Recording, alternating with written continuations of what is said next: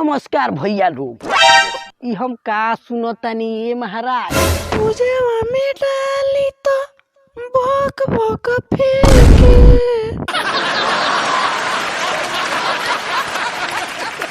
रे सारा बा, ई कौन ब्यास ह रे? अरे बाबा गजब जिया ये ब्यास। चपल रह। हमारा लागत ई साफा खत्मे बाड़े। अपन इज्जत सतुआ नियर घोर के पी गइल बाड़े।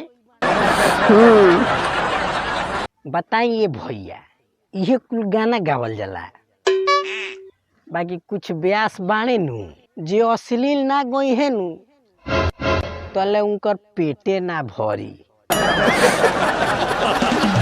बाकी का बताई ये भैया लोग, कहल जाला नु कि लात के भूत बात से ना मानेले, उहे हाली ब्यास लोग के बा।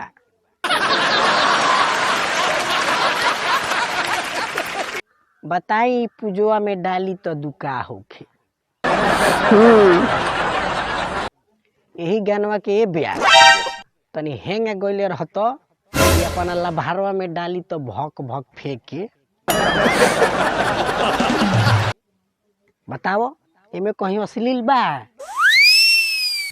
इतना बढ़िया निमन गाना के तू लीड काट देता रहलू। जब ऐसा अश्लील गाना गइबलू तो गाड़िए नु खइबलू। बताई है कितना निमन रहल कि अपना लभारवा में डाली तो। बाकी इनका लोग के एक ही टारगेट बा, कितनो निमन गाई लूनू बाकी दौड़ा के वही जा ले जाके छोड़ देलू। ई सब गाना गा के व्यू देख के मन में घी फूटता इनका लोग के। लेकिन ये लोग भुला गइल बा लोग क्रेजी नंबर 1 भैया के। जा लो तनी वो भैया के वीडियो देख लो, कितना न्यू वर्जन के गाड़ी तो हलो के दे तो हुई है। तो हलो के दवाई क्रेजी नंबर 1 वाला भैया बड़ा बढ़िया से करेले। तबे तू लोग कंट्रोल में रहबलू।